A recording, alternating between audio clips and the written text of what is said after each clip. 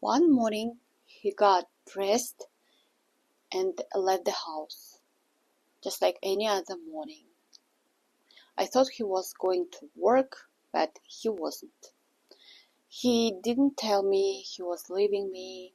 He didn't say he needed a few days. We didn't have some huge fight the night before. There was no goodbye. He just walked out of the house and disappeared from my life. That day I was left completely alone. But to understand how something like this could happen, I need to go back to the beginning, because the beginning was completely different. We met in Turkey. He is Turkish, and I remember the first time I saw him very clearly. It wasn't even really a date. We just met, talked a little, introduced ourselves, that's it. But he immediately caught my attention. There was something about him. He seemed very polite, calm, modest, and gentlemanly. He paid the bill without making a big deal about it. He was respectful. He wasn't trying too hard to impress me. And I remember thinking, wow, I would actually like to date a man like this. Maybe I romanticized him a little bit, probably, but that feeling when you meet someone and something inside you just says, this person could be right for me. That's what I felt. And then nothing happened. We didn't exchange numbers, we didn't start dating, we didn't even stay in contact. For about 9 months, I didn't see him at all. And then, completely by chance, we met again. 9 months later. This time, we started talking, and slowly we became closer. What I liked about him the second time was exactly what I liked the first time. He wasn't a man who just talked. You know how someone can give you 100 beautiful words, make 100 promises, and then do obviously nothing. He wasn't like that. If he said something, he usually did it. At least that was the man I thought I knew. We started talking every day, and after some time he asked me to live with him, and I thought, why not? So we moved in together, and honestly, in the beginning, I felt very taken care of. He supported me financially, he handled a lot of things, he cared about me. If I had a problem, he would try to solve it. I felt like I had a man next to me that I could rely on. Of course, he wasn't perfect. He smoked. And I absolutely hate cigarettes. I don't smoke and I can't stand the smell. So sometimes we had little arguments because he wanted to smoke at home. He also drank sometimes, not every day, not even very often, and he wasn't aggressive when he drank. Usually he would just come home and go to sleep. He also worked a lot. He's perfect, I think. He was perfect. Oh my god. Okay, I'm joking. Nobody's perfect. He had his own business, and from what I could see, he was doing very well financially. He was divorced and had a daughter, and one thing I respected about him was that he took care of his daughter. I never wanted to get involved in whatever happened between him and his ex-wife. That was their story, not mine. For me, what mattered was how he treated his child and how he treated the family he had now. And for a long time I thought everything was okay, but there was one thing: his phone. He spent a lot of time on it. Sometimes I had this strange feeling that he was hiding something from me. I noticed it, I felt it, but I think part of me didn't really want to know. Because when everything else looks good, sometimes you don't want to look too closely at the one thing that doesn't. And looking back now, maybe I should have. So, like I said, he was constantly on his phone. I never checked his phone. That's just not the kind of relationship I wanted. I didn't check his and he didn't check mine. At first, I honestly thought there might be another woman because he was always on his phone and he seemed tense, like something was constantly happening in his head. Eventually, I found out that it wasn't another woman, he was playing some kind of game for money. And when I realized that, we talked about it, but here's the thing. At that time, I didn't understand how serious something like this could become. I had never had a person like this in my life. I didn't understand gambling, how it worked, or how deeply someone could get into it. So in my mind, it was very simple. We talked. I told him this is not good. You shouldn't do this. He told me everything was okay, and I believed him. That was it. I basically forgot about it. Looking back now, I think I was very naive about the whole situation because one conversation doesn't change anything if the person himself doesn't understand that there is a problem. And after some time, I started noticing that he was becoming even more stressed. We started arguing more. I started feeling stressed too, but I still didn't know what was actually happening. Then, little by little, I realized that he had debts. And I had no idea how serious they were. From my side, it always looks like everything was under control. Something would happen and we would talk about it. He would tell me he was fixing it, and for some time everything would look normal again. Until the next problem came. And then one day someone came knocking on our door. After that he told me we need to move for a while.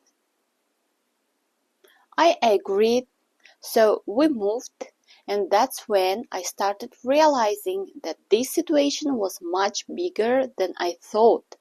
He finally started explaining some of his financial problems to me. He had his own business with partners, and as for us, I understood he had gotten himself into a lot of debts. I still don't know exactly how much. To deal with it, he sold his share of business. He used that money to pay off a big part of his debts, and I remember watching all of this and thinking, okay, he made a huge mistake, but at least he's fixing it. His old partners didn't want to continue working with him, so later he started another business in the same field with someone else. And I have to be fair about one thing, he was actually very good at his job. He had years of experiences, he knew what he was doing, he worked a lot, and the new business actually seemed to be doing well. I could see him working.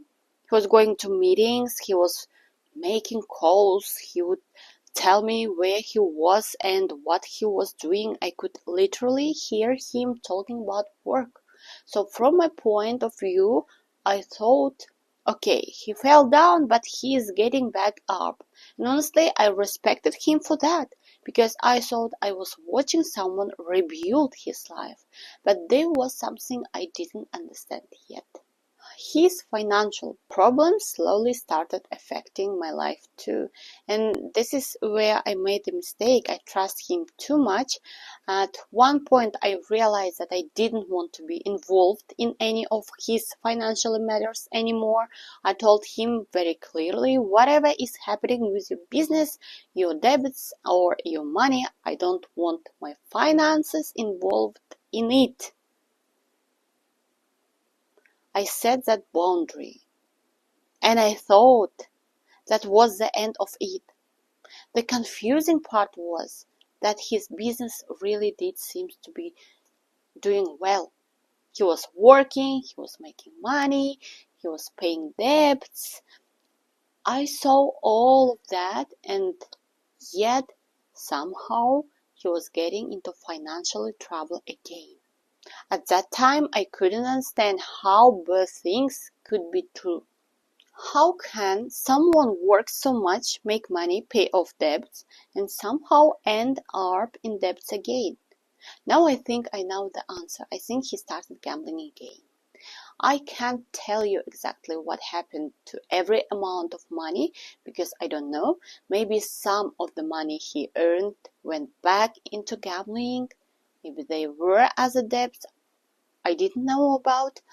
I honestly don't know, but what I do know is that shortly before the morning he disappeared, something changed. And this time it was much worse. A few days before he disappeared, the phone calls started. Different people were calling him constantly. Some of the calls sounded threatening. And then some people started calling me too.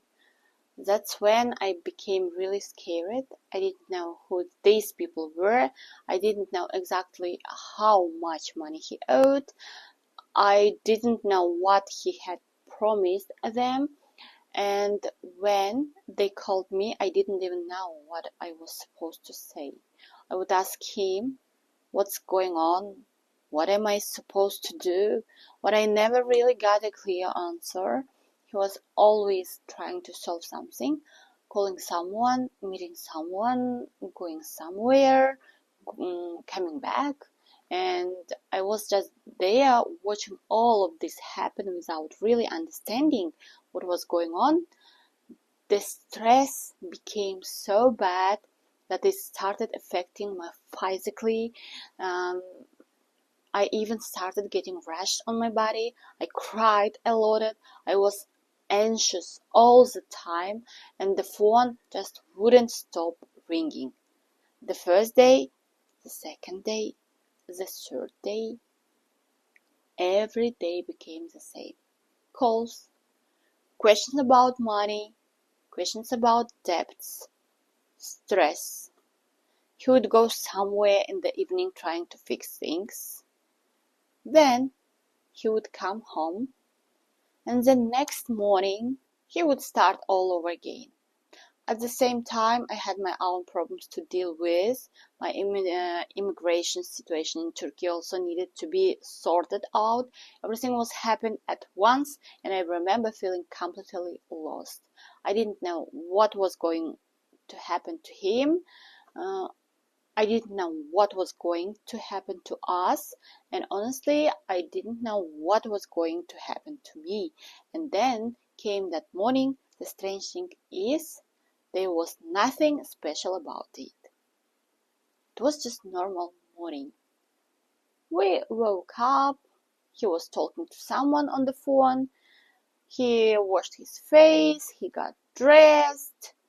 I walked him to the door and he left. That's it. He was no dramatic goodbye, no I'm leaving you, no this is the last time you will see me, nothing. I thought he would come back, but he never did. And I want you to understand something. This isn't some story I made up for YouTube. This actually happened to me. We had been together for almost 2 years of living in the same home, waking up next to each other, eating together, making plans, having good days, bad days, boring, normal days, just living a life together. And after almost 2 years, one morning he walked out of our home, and I never saw him again. No goodbye, no real explanation, nothing. And I think that's the part that was the hardest for me to understand. How can someone share a life with you for almost 2 years and then just disappear from it? And the craziest part, when I closed the door that morning, I had no idea. I had just seen him for the last time. I thought it was a normal day. I thought he was coming home. In the next part, I will tell you what happened after that. How I started realizing something was wrong, what happened that first day, and how I slowly understand that the man I'd been living with for almost 2 years wasn't coming home.